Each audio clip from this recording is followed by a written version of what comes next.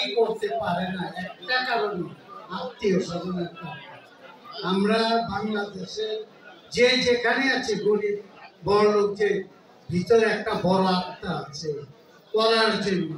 India যান না, পাশের দেশ, 500 টাকা চান, 5,000 কোটি টাকা না, আপনাকে 500 টাকা দিবে। কিন্তু বাংলাদেশ একটা রিস্কাওয়ালার কাছে চান, মাঝে মধ্যে দেখে নিয়ে দিবে 500 টাকা চাইলে 200 টাকা হইলো ওই রিস্কাওয়ালা বাইকে রাখে। এইটুক মন মানসিকতা বাংলাদেশের লোকজন আছে। আপনাদের আমি একটা কথাই বলবো, ওই বিপক্ষ কে কি দাঁড়াইলো, কে কি করলো, কিছুই বলার না। বলি ভাই আইসা প্রথমে বললো আমি ফিল্ম করতে আসি না, কি করতে আসছে? নির্বাচন করতে। কার সাথে কি করলো উনি? উনি কি 2 বছরে অনেক কিছু করে দিচ্ছে? দেখান না একটা জিনিস, একটা ব্যাগ গেছে আপনাদের বাসায়? আমার মনে হয় না। গত 2-4 বছরে ব্যাগ করো, কিন্তু এটা খারাপ কিছু না, আপনাদের জাস্ট একটু বলা। আমরা কম চেষ্টা করি করোনার মধ্যে 1 কেজি পাচ্ছে, 2 কেজি পাচ্ছে, যে যাই পাচ্ছে।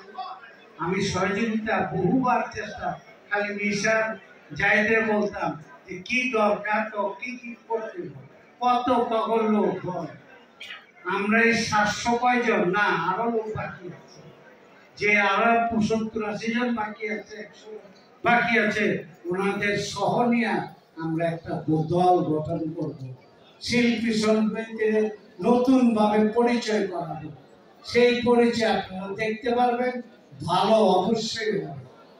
আমারও খুব একটা শরীর ভালো না, আমিও আপনাদের দোয়া এবং ভালোবাসা চাই। আমি নির্বাচনে খারাপের ইচ্ছাও ছিল না।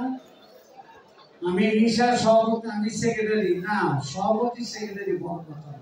শিল্পী সমিতিটারে ভালো করার জন্য এই কমিটি করা। আমার মনে হয় আপনারা ফিরত দিবেন না, তবে আমার কথা এই দিক ওই দিক যেখানে চান আমার বলার কিছু নাই, কিন্তু আপনারা পরিশেষে ভোটটা যেন আমাদের প্যানেলে পড়ে, আমরা জানি মন কাজ করতে পারি। আমরা পিছিয়ে হটা লোক না, আমরা সামনে বাড়ানোর লোক। ইনশাআল্লাহ সামনে বাড়াবো, আপনারা যদি আমাদের সহযোগিতা চান। আসসালামু আলাইকুম।